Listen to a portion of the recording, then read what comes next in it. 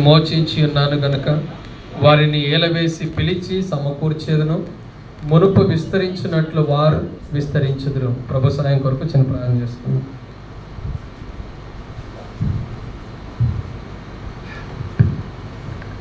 పరిశుద్ధుడు గొప్ప దేవుడు, మహోన్నతుడా, దయలు మా తండ్రి, కనికర సంపూర్ణ మిమ్మల్ని స్తుతిస్తూ మీ నామాన్ని గణపరుస్తూ ఉన్నా తండ్రి. మిమ్మల్ని ఆరాధించుట ఈ లోకంలో ప్రభా మీరు మాకు అనుగ్రహించిన శ్రేష్టమైన భాగ్యం, ధన్యత. మీరు ప్రభా నా తండ్రి బలులైనను అర్పణలైనను అంగీకరించటం లేదు, కోరుకోవటం లేదు, కానీ విరిగి నలిగిన హృదయంతో చేసే ఆ యొక్క ఆరాధన మీద ప్రభా నా తండ్రి మీరు ఆశీనులుగా ప్రభా మీరు సంతోషించే దేవుడిగా మీరున్నారు కనుక ఆరాధన మేము ఈ దినాన్ని చేయగలిగినట్లుగా మీ యొక్క ఉపకారాలన్నింటిని కూడా ప్రభా నా మేము ధ్యానం చేసి మీ యొక్క మాటలు మా యొక్క హృదయాల్లో భద్రపరుచుకుని ఆత్మతో సత్యంతో మా యొక్క జీవ ఫలాలు మీకు అర్పించినట్లు మమ్మల్ని సిద్ధపరచండి.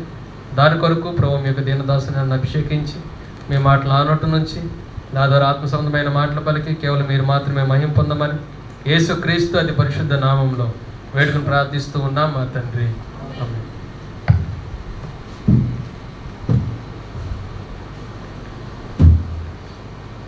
జకర్యా గ్రంథము 10వ అధ్యాయము 8వ వచనాన్ని మనం చదువుతూ వచ్చాం.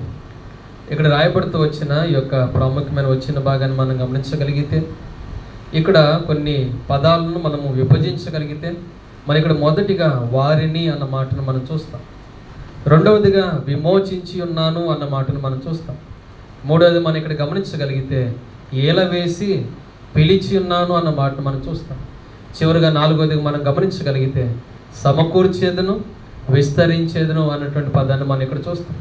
కాబట్టి ప్రభు అయిన దేవుడు ఎవరి విషయంలో ఈ యొక్క కార్యాలు చేస్తూ ఉన్నాడు, ఎవరి యొక్క జీవితాల్లో ఈ యొక్క కార్యాన్ని చేయటానికి ఆయన ఇష్టపడుతున్న దేవుడిగా ఉన్నాడు అన్న విషయాన్ని మనం ఇక్కడ గమనించగలిగితే ఈ వచనంలోనే వారిని వారిని అన్నటువంటి పదాలు మనం చూస్తాం. అది ఎందుకీ ఎవరు వారంటే ఇదే జకర్యా గ్రంథము 10వ అధ్యాయము 6వ వచనం మొదటి భాగాన్ని మనం గమనించగలిగితే నేను యూదా వారిని బలశాలులుగా చేసేదను, యోసేపు సంతతి వారికి ఇచ్చాను. కాబట్టి ఇక్కడ మనం గమనించగలిగితే ఎవరెవరు ఉన్నారంట? యూదా వారు, యోసేపు సంతతి వారు. అదేవిధంగా 7వ వచనం మొదటి భాగాన్ని మనం గమనించగలిగితే ఎఫ్రాయిము వారు చాలు. కాబట్టి ఇక్కడ వారిని అన్న పదాన్ని మనం ఇక్కడ గమనించగలిగితే ఎవరు వారు అన్నప్పుడు యూదా వారు, యోసేపు సంతతి వారు, అదేవిధంగా ఎఫ్రాయిము వారు.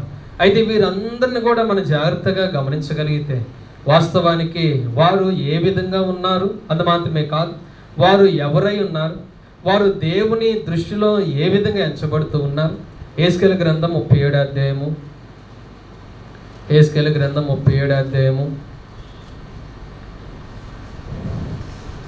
19వ వచనాన్ని మనం చూద్దాం. ఆ రెండు తునకలను వారి సమక్షమున నీవు చేత పట్టుకొని వారితో ఇట్లనము, ప్రభు అయిన యెహోవా సెలవిచ్చినదేమనగా ఎఫ్రాయిము చేతిలోనున్న తునక అనగా ఏ తునక మీద ఇశ్రాయేలు వారందరి పేలును వారితోటి వారి పేలును నేను ఉంచితును, యోసేపు అను ఆ తునకను యూదా వారి తునకను నేను పట్టుకొని ఒకటిగా జోడించి నా చేతిలో ఏకమైన తునకగా చేసేది. కాబట్టి ఇక్కడ యూదా గోత్రాన్ని మనం చూసిన, యోసేపు సంతతిని మనం గమనించిన, ఎఫ్రాయిము వారిని మనం ఇక్కడ చూడగలిగిన వీరందరూ కూడా ఒకటిగా, వారందరూ కూడా జోడింపబడిన వారుగా, వారందరూ కూడా ఎక్కడున్నారంట? దేవుని యొక్క చేతిలో ఉన్నారు. అంటే వీరు ఎవరు గుర్తుగా ఉన్నారంటే ఆయన ప్రజలుగా, ఆయన విమోచించిన వారుగా, లేకపోతే ఆయన ప్రేమించిన వారుగా, ఆయన ఎన్నుకొని ఏర్పాటు చేసుకున్న వారుగా, ఆయన జగత్ పునాది వేయబడక పూర్వమే ఆయన నిర్ణయించిన ఆ యొక్క శ్రేష్టమైన స్వాచ్ఛమైన ప్రజలు ఎవరైతే ఉన్నారో ఆ యొక్క ప్రజలు గుర్తుగా ఉన్నారు. అనగా నీవు నేను మనం అందరం కూడా ఆయన ప్రజలుగా, ఆయన చేతులలో ఉన్న ఆ యొక్క యూదా, యోసేపు, ఎఫ్రాయిము వంటి సంతానంగా, ఆయన జనాంగంగా మనం చూస్తాం. అయితే ఏం జరుగుతూ వచ్చింది? కీర్తనల గ్రంథం 78వ అధ్యాయము. అయితే ఇటువంటి గోత్రాల గురించి, ప్రజల గురించి, ఆయన ప్రియమైన ప్రజలుగా ఉన్న మన గురించి ప్రభు ఏమన్నాడు? 67, 68 వచనాలు మనం చూద్దాం. 78వ కీర్తన 67, 68 వచనాలు.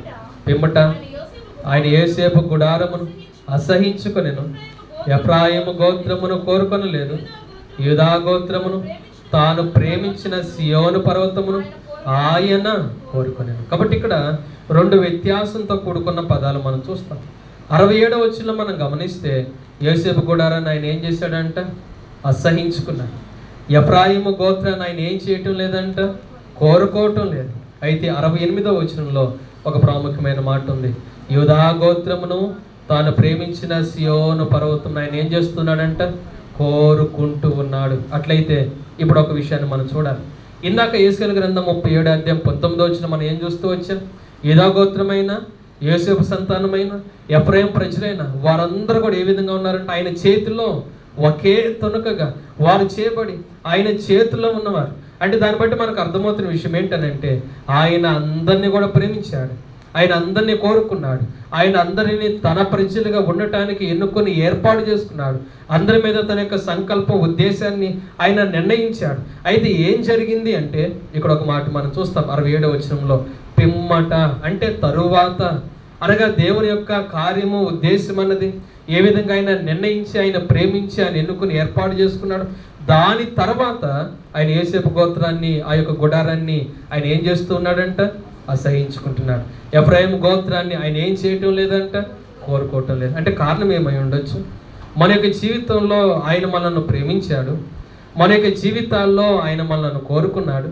మనమందరం కూడా ఆయన ప్రియమైన కుమారులుగా కుమార్తెలుగా ఉండగలిగినట్లుగా జగత్తు పునాది వేయబడక పూర్వమే తన యొక్క స్వకీయ సంకల్పం చెప్పున మనల్ని ఆయన పిలుచుకున్న దేవుడిగా ఆయన చేతుల్లో మనల్ని ఉంచాడు. ఆయన ఇంత ప్రేమ కలిగి ఆయన మనల్ని కోరుకుంటే మరి ఎందుకని ఇప్పుడు అసహించుకుంటున్న పరిస్థితులు? ఎందుకని ఎఫ్రాయిమును ఆయన కోరుకోవటం లేదు? ఏం జరిగింది? హోషేయ గ్రంథము 7వ అధ్యాయము ఏం జరిగింది? మన యొక్క జీవితాల్లో మన యొక్క స్థితి ఏ విధంగా ఉంది? హోషేయ గ్రంథము 7వ అధ్యాయము 8-9 వచనాలు మనం చూద్దాం. ఎఫ్రాయిము అన్ని జనులతో కలిసిపోయాను. ఎఫ్రాయిము ఎవరును త్రిప్పివేయని అప్పము వంటి వాడాయను. అన్యులు అతని బలమును మృంగివేసినను అది అతనికి తెలియకపోయాను. తన తల మీద నెరసిన వెంట్రుకలు కనబడుచున్నను అది అతనికి తెలియదు. కాబట్టి ఇక్కడ మనం జాగ్రత్తగా గమనించగలిగితే దేవుడు ఎందుకని అసహించుకుంటున్నాడు? దేవుడు ప్రేమించి కోరుకున్న తన ప్రజలను నేను కోరుకోలేదని ఆయన ఎందుకని అంటున్నాడు? కారణం ఒకటే, ఎఫ్రాయిం ఏమైపోయాడంట? అన్య జనులతో కలిసిపోయాను. కాబట్టి నేను మన యొక్క జీవితాల్లో ఆయన ద్వారా కోరుకొనబడి, ప్రేమించబడి, ఎన్నుకొనబడి, ఏర్పాటు చేయబడిన స్థితిలో ఆయన సంకల్పంలో, ఉద్దేశంలో జగత్తు పునాది వేయబడక పూర్వమే మనము నిర్ణయించబడినప్పటికీ సైతము మన యొక్క జీవితంలో అన్యులతో కలిసిపోయి ఈ యొక్క లోక సంబంధమైన పద్ధతుల్లో మునిగిపోయి వ్యర్థమైన పితృ పారంపర్య ఆచారాలలో మన యొక్క జీవితాలను అప్పగించుకుని ఏ సంబంధమైన మాలిన్యాన్ని మనం అంటించుకుని వ్యర్థమైన లోక సంబంధమైన ఈ యొక్క అపవాది సంబంధమైన పరిస్థితుల్లో మనం చిక్కుకొని మన యొక్క జీవితంలో ఇటువంటి ఘోరమైన దుస్థితిలో పడి ఉన్న పరిస్థితిలో మన యొక్క జీవితాలు ఉన్నప్పుడు ప్రభువైన దేవుడు అసహించుకుంటూ ఆయన కోరుకోలేదు అని చెప్తున్న యొక్క పదాలు మనం గమనించగలిగితే ఇటువంటి స్థితిలో ఉన్న మన జీవితాలు ఏ విధంగా ఉన్నాయంట? ఇక్కడ 3 మాటలు మనం చూస్తాం. ఎఫ్రాయిము ఎవరును త్రిప్పివేయని అప్పము వంటి వాడాయన. అంటే అప్పము ఒకవైపు కాలింది కానీ రెండో వైపు ఏ విధంగా ఉందంట? అది పచ్చిగాని. అంటే అసంపూర్ణమైన, లేకపోతే వేదనకరమైన, లేకపోతే లోటుతో, లేమితో, నెమ్మది లేని స్థితిలో ఈ లోకంలో సాగిపోతూ ఉన్న మన యొక్క బ్రతుకు. రెండోది మనం ఇక్కడ గమనించగలిగితే అన్యులు అతని బలంని ఏం చేశారంట? మృంగివేశారు. అంటే అపవాది లోకం, శరీరం, ఈ యొక్క లోక సంబంధమైన ప్రతి ఒక్క మాలిన్యం ఏదైతే మన యొక్క జీవితంలో అంటుతూ వచ్చింది దాని అంతటిని బట్టి కూడా మనం బలహీనులుగా క్షీణించిపోతూ ఈ లోకంలో సాగిపోతున్న పరిస్థితులు. మూడోది మనం ఇక్కడ గమనించగలిగితే తన తల మీద నెరసిన వెంట్రుకలు కనబడుచున్నను అది అతనికి తెలియదు. అంటే ఆ యొక్క నెరసిన స్థితి అన్నది, ఆ యొక్క వెంట్రుకలు, ఆ యొక్క నెరసిన పరిస్థితి అన్నది అంత త్వరితముగా, అంత వేగముగా రావలసిన అవసరత, అటువంటి పరిస్థితి, అటువంటి సమయం అది కాదు. కానీ వెంట్రుకలు ఏమైపోయినాయి అంట? నెరసినాయి. అంటే దేని గుర్తుగా ఉందంటే అనుకోని పరిస్థితులు, ఊహించని వేగంతో నాశనము అన్నది, నష్టం అన్నది, రెండవ మరణం అన్నది, అగ్నిగుండం అన్నది అది నోరు తెరిచి మన యొక్క జీవితాల్లో సిద్ధంగా ఉన్న పరిస్థితులు ఈ మొదటి భాగంలో మనం చూస్తాం. కాబట్టి ఆయన ద్వారా ప్రేమించబడిన, ఆయన కోరుకున్నప్పటికీ స్థితిలో ఉన్నప్పటికీ సైతం ఆయన ప్రేమను కాదనుకుని ఆయనకి దూరంగా అన్యులతో కలిసిపోయి ఇష్టానుసారంగా ఈ లోక సంబంధమైన పరిస్థితుల్లో వ్యర్థమైన మాలిన్యంతో ఈ లోకంలో మనం బ్రతుకుతున్న పరిస్థితిని బట్టి మన యొక్క జీవితాల్లో మనము కొదువుతో లేమితో నెమ్మది లేని స్థితిలో అసంపూర్ణంగా సాగిపోతాం. బలహీనులుగా మన బలమంతా క్షీణించిపోయిన స్థితిలో అతి వేగంగా ఊహించని వేగంతో ఆ నాశనము నష్టం అన్నది మనం కొని తెచ్చుకోవటానికి ఆ యొక్క నిత్య నరకాగ్ని గుండం వైపు పరుగులెత్తుతున్న స్థితిలో మనం ఉన్నప్పుడు ప్రభువైన దేవుడు ఏం చేశాడు? రెండో పదాన్ని మనం గమనించగలిగితే, రెండో పదం మొదటిగా వారిని అన్న మాట మనం చూసాం. రెండో పదాన్ని మనం చూస్తే విమోచించి ఉన్నాను. ఆయన ఏ విధంగా విమోచించాడు? ఆయన ఎందుకని విమోచించాలనుకున్నాడు? మొదటేమో అసహించుకున్నాను, కోరుకోలేదన్న ఆ ప్రభు మళ్ళా విమోచించాలని ఎందుకు అనుకున్నాడు? ఇర్మియా గ్రంథం 31వ అధ్యాయము. ఈ విధంగా అన్యులతో కలిసిపోయిన, పాపంలో పడి చెడిన స్థితిలో ఉన్న, బలహీనులుగా అతి వేగంగా నిత్య నాశనం వైపు పరుగులెత్తుతూ ప్రభువు మీదే తిరుగుబాటు చేసిన ఆయన ప్రేమను కాదనుకున్నప్పటికీ సైతం ఆయన ఎందుకని విమోచించాలనుకున్నాడు? ఇర్మియా గ్రంథం 31వ అధ్యాయము 20వ వచనాన్ని మనం చూద్దాం. ఎఫ్రాయిము నాకు ఇష్టమైన కుమారుడా, నాకు ముద్దు బిడ్డ, నేను అతనికి విరోధముగా మాట్లాడినప్పుడెల్లా అతని జ్ఞాపకం నన్ను విడవకున్నది, అతని గూర్చి నా కడుపులో చాలా వేదనగా ఉన్నది, తప్పక నేను అతన్ని కరుణించను. ఇక్కడ ఒక ప్రాముఖ్యమైన మాటను మనం జ్ఞాపకం పెట్టుకోవాలి. నేను అతనికి విరోధముగా మాట్లాడినప్పుడల్లా, కాబట్టి విరోధంగా అనేకసార్లు ఆయన మన జీవితాన్ని బట్టి ఒకవేళ ఆయన అని ఉండొచ్చేమో, ఏమని? నేను వాడిని ఏం చేస్తూ ఉన్నాను? అసహించుకుంటున్నాను. నేను వాడిని ఏం చేయటం లేదు, కోరుకోవటం లేదు. అయినప్పటికీ కూడా ఆయన ఏమంటున్నాడంటే, ఎఫ్రాయిము నాకు ఇష్టమైన కుమారుడా, ఎఫ్రాయిము నా ముద్దు బిడ్డ, అతని జ్ఞాపకము నన్ను విడుకున్నది. అందుకని ఆయన ఏం చేయాలనుకుంటున్నాడంట? తప్పక నేను అతన్ని కరుణింతును. మన యొక్క జీవితాల్లో ఇటువంటి స్థితిలో ఉన్నప్పటికీ సైతం వాస్తవానికి ఆయన అసహించుకోవాలి, వాస్తవానికి ఆయన త్రోసివేయాలి, వాస్తవానికి ఆయన గెంటి వేయాలి, వాస్తవానికి ఆయన ఎందుకు రాకుండా మనల్ని పూర్తిగా ఆయన తృణీకరించాలి. కానీ ఆయన అంటున్నాడు, ఎఫ్రాయిము నా యొక్క ప్రియమైన, నాకు ఇష్టమైన నా కుమారుడా, నా ముద్దు బిడ్డ, నేను నిన్ను జ్ఞాపకం చేసుకుంటున్నాను, నేను నిన్ను ఖచ్చితంగా కరుణిస్తాను అన్నాడు. అందుకని ఆయన ఏం చేశాడు? మూడో పదాన్ని మనం చూద్దాం. మూడో పదం చెప్తారా? ఏల వేసి ఆయన ఏం చేశాడంట? పిలిచాడు. ఏల వేసి పిలిచాడు. అయితే ఏల వేసి పిలుచుట అన్నప్పుడు ఆయన తన యొక్క శబ్దాన్ని, తన వాక్కును, తన స్వరాన్ని, తన నోటి వెంబడి వస్తూ ఉన్న ఆ యొక్క శ్రేష్టమైన మాటను, ఏలను మనం గమనించగలిగితే దానిలో మనం దేనిని మనం చూస్తాం? ఇదే జకర్యా గ్రంథం 10వ అధ్యాయము. ఆ ఏలలో మనకి ఏమర్థమవుతుంది, ఏం కనబడుతుంది, దేన్ని మనం అర్థం చేసుకోవచ్చు? 10వ అధ్యాయము 6వ వచనం 2వ భాగాన్ని మనం చూద్దాం. 6వ వచనం 2వ భాగం మధ్య భాగాన్ని మనం చూస్తే, నేను వారి, కొంచెం పై భాగాన్ని మనం చూస్తే, నేను వారి ఎడల జాలి పడుదును. కాబట్టి ఈ పదం మనం జ్ఞాపకం పెట్టుకోవాలి. దేవుడు మన ఎడల ఏం చేస్తున్నాడంట? జాలి పడుతున్నాడు. ఇంకో పదాన్ని కూడా చెప్తాను. హోషేయ గ్రంథం 2వ అధ్యాయము. హోషేయ గ్రంథము 2వ అధ్యాయము. ఇక్కడ ఇంకొక పదం ఉంది. 14వ వచనాన్ని మనం చూద్దాం. 2:14. పిమ్మట దానిని ఆకర్షించి అరణ్యంలోనికి కొనిపోయి అక్కడ దానితో ప్రేమగా మాట్లాడుదు. కాబట్టి ఇక్కడున్న మరో పదం చెప్తారా? ప్రేమగా మాట్లాడుదు. కాబట్టి ఆయన ఏల వేసి మళ్ళీ ఏం చేస్తున్నాడంట? పిలుస్తున్నాడు కదా. కాబట్టి ఇప్పుడు ఆ ఏలలో, ఆయన స్వరములో, ఆయన వాక్కులో, మన యొక్క జీవితంలో, మన యొక్క జీవితాల పట్ల ఆయన చూపిస్తూ ఉన్న 3 ప్రాముఖ్యమైన శ్రేష్టమైన గుణాల లక్షణాలు మనం ఇక్కడ చూస్తాం. అదేంటనంటే, మనం చదువుకున్న ఇర్మియా 31వ అధ్యాయం 20వ వచనం ప్రకారం, నేను తప్పక అతన్ని ఏం చేస్తాను? కరుణిస్తాను. అంటే ఆ యొక్క ఏలలో ఏం కనబడుతుంది? కరుణ కనబడుతుంది. 10వ అధ్యాయం 6వ వచనం 2వ భాగంలో ఏం కనబడుతుంది? జాలి కనబడుతుంది. హోషేయ గ్రంథం 2వ అధ్యాయం 14వ వచనం ప్రకారం ఏం కనబడుతుంది?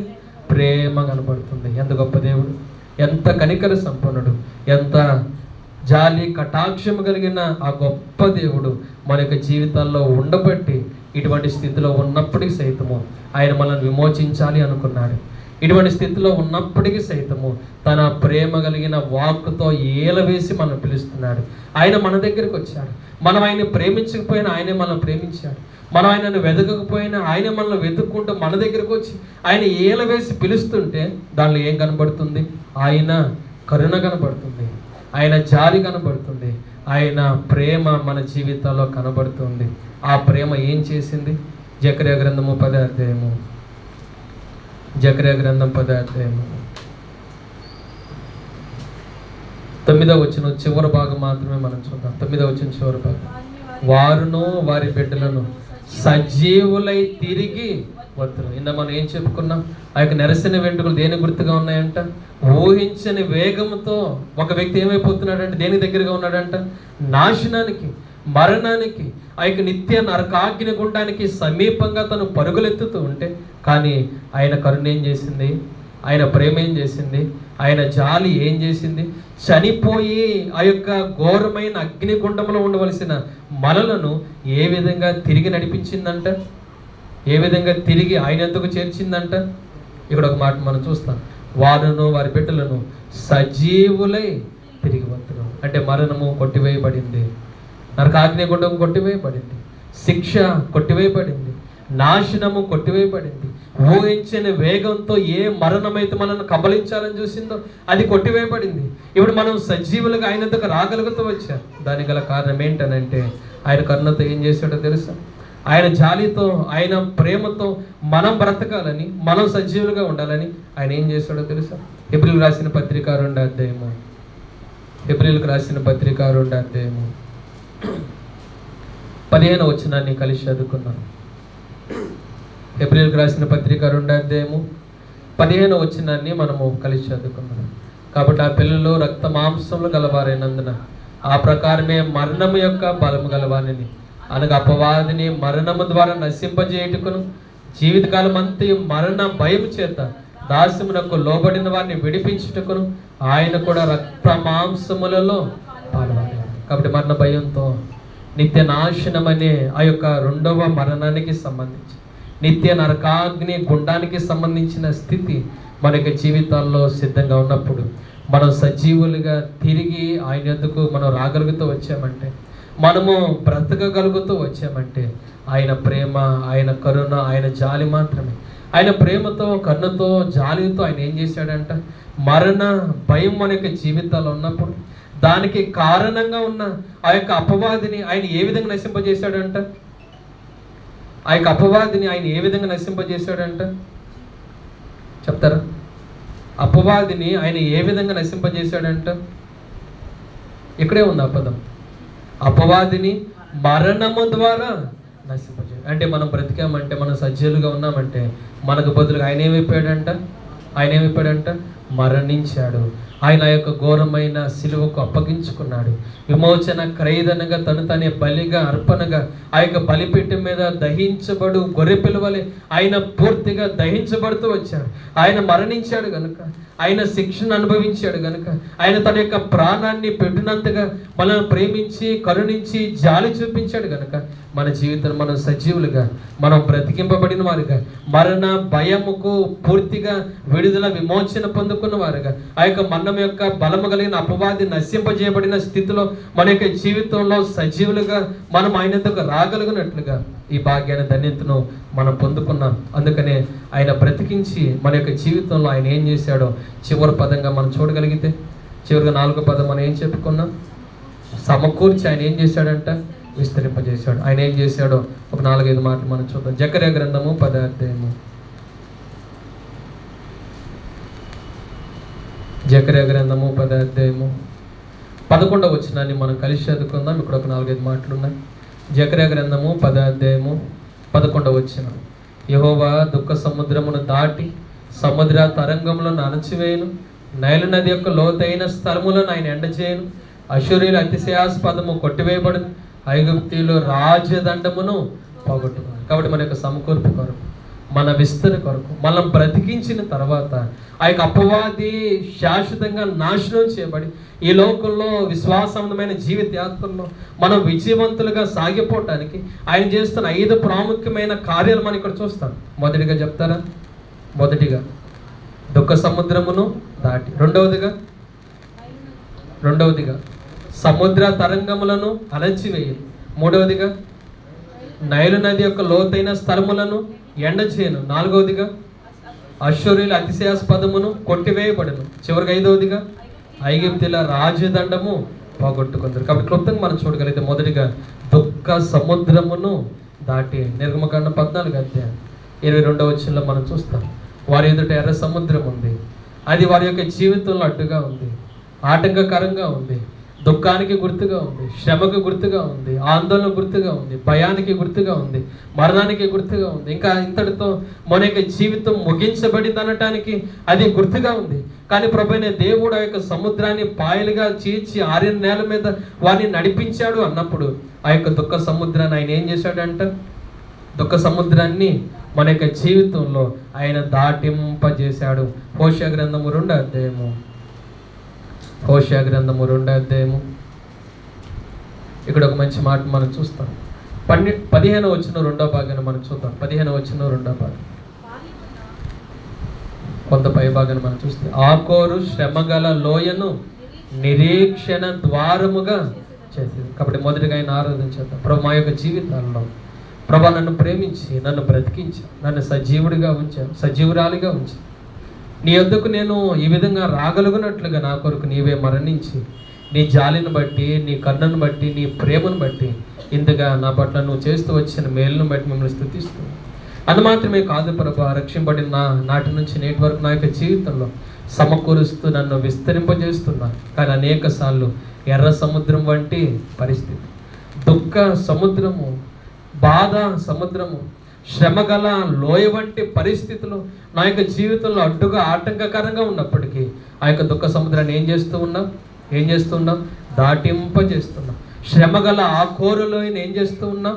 నిరీక్షణ ద్వారంగా మార్చివేస్తున్నాం. అందుకని నేను ఆరాధిస్తూ ఉన్నానని మొదటిగా మనం చెప్పాం. రెండోది మనం గమనించగలిగితే ఆయన సముద్ర తరంగంలో ఏం చేస్తున్నాడంట? అణచివేస్తున్నాడు. మార్కు సువార్త 4వ అధ్యాయము.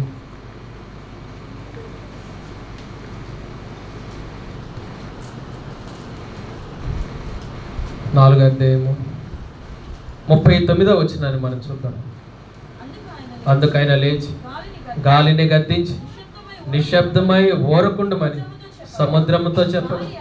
గాలి అనగి మిక్కిలి నిమ్మలమైన విశ్వాసమైన జీవిత యాత్రలో అనేక సార్లు ఈ యొక్క నావ మీద, ఈ యొక్క ఓడ మీద అది కొట్టబడి, అది అటు ఇటు కదిలింపబడి ఆ యొక్క సముద్రంలో, ఆ యొక్క అలలలో ముంచివేయబడాలి అని చెప్పి అపవాది చేసి అనేక ప్రయత్నాలు మనం ఇక్కడ చూస్తాం. అయితే ఇక్కడ రాయబడిన ఒక మంచి మాట ఏంటనంటే, ఆయన లేచి గాలిని ఏం చేశాడంట? సముద్రాన్ని ఏం చేశాడంట? అలలను ఏం చేశాడంట? గద్దించాడు. అవి గద్దించినప్పుడు నిమ్మలమైపోయాయి. ఇక్కడ ఒక మాట ఉంది, గాలి అణిగి మిక్కిలి నిమ్మలమాయను. అందుకని రెండోది మనం ఆయన ఎందుకని ఆరాధన చేయాలంటే, వీరు ఒక మాట అన్నారు 41వ వచనంలో, వారు మిక్కిలి భయపడి ఈయన ఎవరో, గాలియో సముద్రము నీకు లోబడుచున్నవని ఒకనితో ఒకడు చెప్పుకున్నారు. కాబట్టి వారికి అర్థం కాలేదు ఈయన ఎవరో అని వారు అనుకుంటూ ఉన్నారు. అయితే ఆయన ఎవరో మనకు తెలుసు. రోమీయులకు రాసిన పత్రిక 9వ అధ్యాయం 5వ వచనం మనం చూస్తాం కదా, ఈయన సర్వాధికారి అయి ఉన్న దేవుడై ఉంది. అందుకని రెండోది మనం ఆరాధించేద్దాం. ప్రభువా, సమస్త సృష్టి మీద నీకు అధికారం ఉంది, నువ్వు సర్వాధికారి అయి ఉన్న దేవుడివి. అనేక సార్లు గాలి వలె, తుఫాను వలె, కెరటాల వలె ఆ యొక్క సముద్ర మార్గంలో యొక్క లోక యాత్రలో అవి ముంచివేయాలని చేసే ప్రయత్నాలన్నిటిని కూడా నువ్వు నశింపజేసి, గాలిని అణచివేసి మాకు విడుదలనిచ్చి నీ యొక్క అధికారాన్ని, నీ యొక్క ప్రభావాన్ని, నీ శక్తిని మా పట్ల, మా యొక్క కుటుంబాల పట్ల నువ్వు కనపరుస్తున్నావు. అందుకని నేను ఆరాధిస్తున్నామని రెండోదిగా మనం చేద్దాం. మూడోది మనం గమనించగలిగితే ఆయన నైలు నదిని ఏం చేశాడంట? ఎండిపోనట్లుగా చేశాడంట. యెషయా గ్రంథం 59వ అధ్యాయము. యెషయా గ్రంథము 59వ అధ్యాయము 19వ వచనం చివరి భాగం మాత్రమే మనం చూద్దాం. 59వ అధ్యాయము 19వ వచనం చివరి భాగం. యెహోవా పుట్టించు గాలికి కొట్టుకొని పోవు ప్రవాహ జలము వలె ఆయన వచ్చు. కాబట్టి ప్రవాహ జలము ఉంది, కానీ ఆ యొక్క ప్రవాహ జలము దేని ద్వారా అది కొట్టుకొని పోతుందంట? దేని ద్వారా కొట్టుకొని పోతుందంట? యెహోవా పుట్టించు గాలికి. అందుకనే కేజీవి వర్షంలో మనం గమనించగలిగితే ఆ గాలి దేనికి గుర్తుగా రాయబడుతూ వచ్చిందంటే స్పిరిట్ ఆఫ్ గాడ్. అంటే దేవుని యొక్క ఆత్మ ప్రవాహం అన్నది ఎప్పుడైతే మన యొక్క జీవితాలలో అది పనిచేస్తూ ఉందో ఆ యొక్క నది, ఆ యొక్క నైలు నది వంటి పరిస్థితులు ప్రవాహములు వచ్చినప్పటికీ సైతము ఈ యొక్క గాలి, ఈ యొక్క పరిశుద్ధాత్మ మనలో ఉండటం ద్వారా అది ఏమైపోతుందంట, కొట్టుకొని వెళ్ళిపోతుంది. అందుకనే దేవుని యొక్క ఆత్మ సహాయం మన యొక్క జీవితాల్లో ఏ విధంగా మనం నడిపిస్తుంది. కీర్తన గ్రంథం 143 అధ్యాయము 143వ కీర్తన. ఇక్కడ ఒక మంచి మాట ఉంది. 10వ వచనం 2వ భాగాన్ని మనం చూద్దాం. 10వ వచనం 2వ భాగం. దయగల నీ ఆత్మ సమభూమి గల ప్రదేశమందు నన్ను నడిపించునుగాక. ఎంత గొప్ప మాట, ఎంత ఆదరణతో కూడుకున్న మాట. మనం ఆయన్ని తప్పకుండా ఆరాధించగలిగినట్లుగా ఆయన మనతో మాట్లాడుతున్న 3వ సందర్భం ఏంటనంటే ఆ యొక్క నైలు నది ఏం చేయాలనుకుందంటే ప్రవాహం వలె లేవాలి అని చూసింది. ఆ యొక్క ప్రవాహంతో మనల్ని కనుమరుగు చేయాలి, నిర్మూలన చేయాలి, ముంచివేయాలని చెప్పి ప్రయత్నం చేస్తే, కానీ దేవుడు నైలు నదిని ఏం చేశాడంట ఎండిపోనట్లుగా చేశాడంట. అది ఎందుకని ఎండిపోయిందంటే దేవుని యొక్క జీవాత్మ మనలో ఉంది. ఆయన ఆత్మ మనల్ని ఏ స్థలంలో నడిపిస్తుందంట? సమభూమి గల ప్రదేశమందు నన్ను నడిపించింది. 3వది ఆయన ఆరాధించేద్దాం. ప్రభువా, ఒకవేళ నీ ఆత్మ లేకపోతే, నీ యొక్క ఆత్మ నడిపింపే, నీ ఆత్మ బలమే, నీ ఆత్మ అభిషేకమే నా యొక్క జీవితంలో లేకపోతే, నీ యొక్క ఆత్మ నింపుదల సహాయమే ఈ లోకంలో నా యొక్క జీవితంలో లేకపోతే, నేను ఆ యొక్క ఎత్తు పొలాల గుండా అనేక సార్లు ఇబ్బందికరమైన కఠినమైన పరిస్థితులు గుండా, ఆ యొక్క అరణ్యము వంటి ఆ యొక్క బీడు భూములు గుండా వెళ్ళవలసిన నా యొక్క మార్గం, కానీ ఆ యొక్క నైలు నదిని ఎండజేశావు, దాని ప్రవాహాన్ని కొట్టుకొని పోనట్లుగా చేశావు. దీని గల కారణము నీ యొక్క ఆత్మ సహాయం ద్వారా సమభూమి గల ప్రదేశంలో నేను నడవగలుగుతూ ఉన్నానని ప్రభుని మనం ఆరాధించాలి.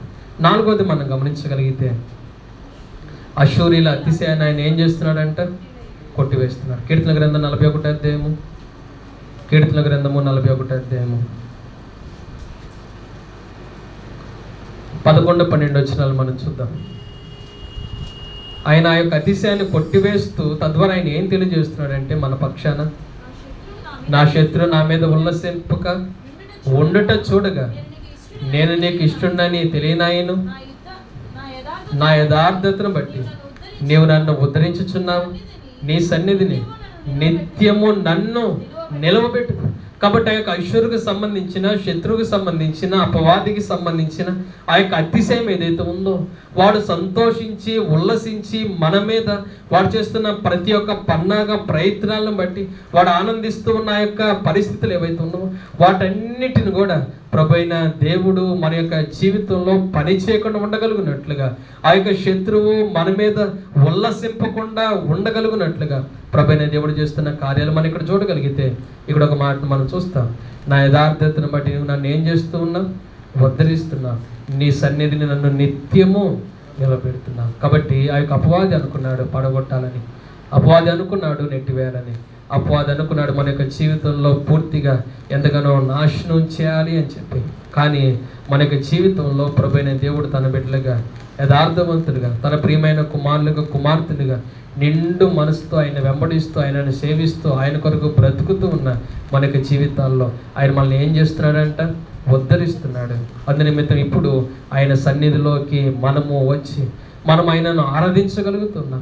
అంటే ఆయన కలుగు చేస్తూ, లేకపోతే ఆయన చూపిస్తూ, ఆయన మన పట్ల చేస్తున్న ఈ యొక్క కార్యం ద్వారా ఆయన ఒకటి తెలియజేస్తున్నాడు. ఆయన ఏం తెలియజేస్తున్నాడు చెప్తారా? ఆయన ఏం తెలియజేస్తున్నాడు? మనల్ని ఉద్ధరించి, మనం నిలవబెట్టి, వాడి యొక్క అతిశయం ఏదైతే ఉందో దాన్ని కొట్టివేసి, వాడు ఉల్లసించకుండా వాడిని పూర్తిగా నాశనం చేసి, ఆయన చేస్తున్న యొక్క కార్యం ద్వారా ఈ లోకం ఏం అర్థం చేసుకుంటుంది మనల్ని బట్టి? ఆయన ఏం తెలియజేస్తున్నాడు? ఇక్కడే ఉంది ఆ మాట, నేను నీకు ఇష్టడనని తెలియనాయను. అంటే మన యొక్క జీవితంలో ఆయన మన పట్ల చేస్తున్న యొక్క కార్యాలు వెనకాల ఒక కారణం ఉంది. ఆ కారణం ఏంటనంటే మనమందరం కూడా ఆయనకి ఎవరమంట, ఇష్టలం. అందుకని ఇందాక ఒక మాట మనం చూసాం కదా, అదేంటనంటే 21 వచనంలో ఆ ఎఫ్రాయిము గురించి ఏమన్నాడు? నాకు ఇష్టడైన కుమారుడు, నా ముద్దు బిడ్డ. అందుకని మనం ఆయనకి ఇష్టలు కనుక అంత మాత్రమే కాదు, మరొక పదం కూడా మనం చూద్దాం. ప్రకటన గ్రంథం 3వ అధ్యాయము, ప్రకటన గ్రంథం 3వ అధ్యాయము 9వ వచనం చివరి భాగాన్ని మనం చూద్దాం. ప్రకటన గ్రంథం 3వ అధ్యాయము 9వ వచనం చివరి భాగం. 9వ వచనం చివరి భాగం. ప్రకటన గ్రంథం 3వ అధ్యాయము 9వ వచనం చివరి భాగం. వారు వచ్చి నీ పాదములు ఎదుట పడి నమస్కారము చేసి, ఇదిగో నేను నిన్ను ప్రేమించితినని తెలుసుకొనున్నట్లు చేసేది. ఇందా మనం గమనించగలిగితే, నీవు నాకు ఇష్టడవని తెలుసుకునేటట్లు చేస్తాను. అది మాత్రమే కాదు, నేను నిన్ను ప్రేమించితినని తెలుసుకొనున్నట్లు చేసేదను. కాబట్టి 4వదిగా ఆయన మనం ఆరాధించేద్దాం. ప్రభువా, నన్ను నువ్వెంతగానో ఇష్టపడుతున్నావు, నన్ను నీవు ప్రేమిస్తున్న దేవుడిగా నీవు ఉన్నావు. కాబట్టి ఆ యొక్క అశూరు సంబంధమైన అపవాది అనేక సార్లు నా మీద ఏం చేయాలని చూశాడు? అతిశయించాలని చూశాడు, ఉల్లసించాలని చూశాడు.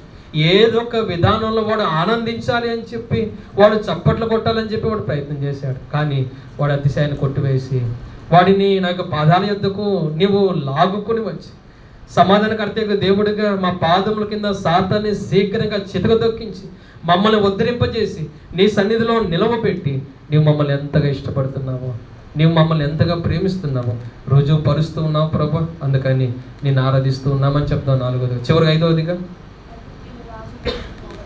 రాజదండను ఆయన ఏం చేస్తున్నాడంట? పొగుడుతున్నాడు. రాజదండం దేని గుర్తుగా ఉందంటే, అధికారానికి, ప్రభుత్వానికి, రాజరికానికి, ఏలేదానికి అది గుర్తుగా ఉంది. కానీ ఇప్పుడు ఆ రాజదండం ఏమైపోయిందంట?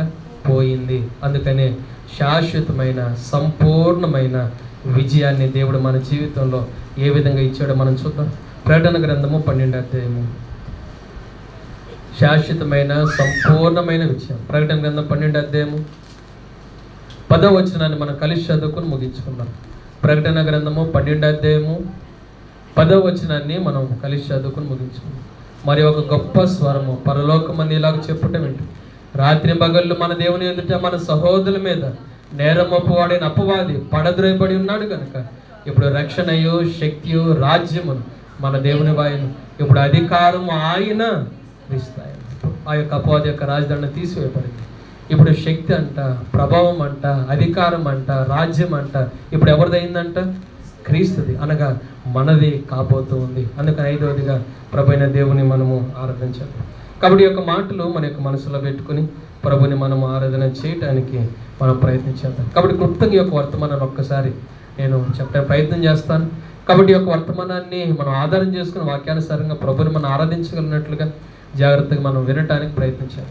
కాబట్టి మొదటి భాగంలో మనం గమనించగలిగితే, మనం అందరం కూడా ఆయన చేతిలో ఉన్నవారుగా, దేవుడు మనల్ని అందరూ కూడా ఏం చేశాడంట? ప్రేమించాడు. ఆయన మనల్ని అందరినీ ఏం చేశాడంట? కోరుకున్నాడు. కానీ తర్వాత ఆయన అంటున్నాడు, నేను వారిని చూసి అసహించుకుంటున్నాను, నేను వారిని ఏం చేయటం లేదు, కోరుకోవటం లేదు. దానికల కారణం ఏంటిదో మనం చూసాం. ఎఫ్రాయిం ఏమైపోయాడంట? అన్ని జనులతో కలిసిపోయాడు. మన యొక్క జీవితాలు అన్ని జనులతో కలిసిపోయి మనము నిరీక్షణ లేని బలహీనమైన స్థితిలో, ఎవరునో త్రిప్పివేయబడిన అప్పం వంటి పరిస్థితుల్లో, అతి వేగముగా ఊహించని విధానంలో ఆ యొక్క నాశనం అన్నది మన యొక్క జీవితాల్లో సిద్ధంగా ఉన్న పరిస్థితులు. అయితే ప్రభువైన దేవుడు రెండోదిగా ఆయన ఏమన్నాడంటే, నేను తను ఖచ్చితంగా ఏం చేస్తాను? విమోచిస్తాను. మనం విమోచింపబడాలని, మనం సజీవులుగా బ్రతకాలని ఆయన మనకు బదులుగా ఆయన ఏం చేశాడంట? తన ప్రాణాన్ని పెట్టాడు. ఆయన శిలువ మీద మరణించడానికి ఆయన ఇష్టపడ్డాడు. ఆయన మనల్ని విడిపించే క్రమంలో ఆయన మన యొద్దకు వచ్చి ఆయన ఏం చేస్తూ వచ్చాడంటే, ఏల వేసి మనల్ని ఏం చేశాడంట? పిలిచాడు. ఆ ఏలలో ఆయన ప్రేమను, ఆయన జాలిని, ఆయన కరుణను మనం చూస్తాం. అందుకని ఆయన మనం ఆరాధన చేస్తాం మొదటి భాగంలో. రెండో భాగంలో మనం గమనించగలిగితే, మనం రక్షించిన తర్వాత, మనం విమోచించిన తర్వాత, తన కరుణను బట్టి, ప్రేమను బట్టి, జాలిని బట్టి ఆయన ప్రియమైన కుమారులుగా, కుమార్తెలుగా మార్చుకుని మనల్ని సజీవులుగా చేసిన తర్వాత, ఈ లోకంలో ఆయన మన జీవితాల్లో మన పట్ల కనపరుస్తున్న ఆ గొప్ప కార్యాలు మనం చూస్తాం. మొదటిగా మనం గమనించగలిగితే, ఆయన ఏం చేశాడంట? దుఃఖ సముద్రాన్ని, శ్రమగల ఆ కోరు లోయను ఆయన నిరీక్షణ ద్వారంగా మార్చాడు. రెండోదిగా ఆయన ఏం చేస్తున్నాడంట? కెరటాలు, ఉప్పెనులు, గాలులు, ఆ యొక్క సముద్రం వంటి తుఫాను అనేక సార్లు రేకెత్తించబడిన పరిస్థితులు ఉన్నప్పటికీ కూడా ఆయన సర్వాధికారి అయిన దేవుడిగా వాటిని ఏం చేస్తున్నాడంట? అణిచివేస్తున్న దేవుడిగా ఉన్నాడు. మూడోది మనం గమనించగలిగితే, ఆ యొక్క నైలు నదిని ఆయన ఏం చేస్తున్నాడంట? ఎండిపోనట్లుగా, అంటే తన ఆత్మను మనకు అనుగ్రహించి సమభూమి గల స్థలములో ఆయన మన సంతోషంగా నడిపిస్తున్నాడు. నాలుగోది మనం గమనించగలిగితే, మనం ఆయనకి ఇష్టలమని, మనల్ని ఆయన ప్రేమిస్తున్నాడని రుజువు అవ్వాలంటే ఆ యొక్క అపవాది యొక్క అతిశయం ఏమైపోవాలంట? కొట్టివేయబడాలి. మన జీవితంలో ఉద్ధరింపబడి మనము ఆయన సన్నిధిలో నిలబడగలిగినట్లుగా దేవుడు సహాయం చేస్తున్నాడు. చివరి ఐదోది మనం గమనించగలిగితే, పూర్తిగా అపవాది యొక్క అధికారాన్ని, రాజదండాన్ని దేవుడు ఏం చేశాడు? నాశనం చేశాడు, దాన్ని కొట్టివేశాడు. ఆయన యొక్క అపవాదిని పడద్రోశాడు. ఇప్పుడు రాజ్యము, శక్తి, అధికారము క్రీస్తుదయ్యింది, అనగా మనదయ్యింది. మన సదాకాలం ఆ క్రీస్తుతో కూడా పరలోకమందు రాజ్యం చేయబోతున్నాం. ఈ మాట మనకు మనసులో పెట్టుకుని ప్రభుని ఆరాధించేద్దాం. దయచేసి మోకరించండి. ఈ సమయంలో మన ఆరాధనలో ప్రవేశిస్తాం. సండే స్కూల్ టీచర్స్ ఆరాధించండి. అదేవిధంగా యవనస్తులైన వారు తప్పకుండా మీరు అవకాశాన్ని తీసుకొని మీరు ఆరాధన చేయడం ప్రయత్నం చేయండి, యవనస్తులైన వారు. తర్వాత పెద్దవారు, ఒక సహోదరుడు, ఒక సహోదరి మార్చి క్లుప్తంగా విన్న వర్తమానాన్ని ఆధారం చేసుకుంటూ మనం క్లుప్తంగా ఆయనను ఆరాధన చేద్దాం. దయచేసి ప్రారంభించండి.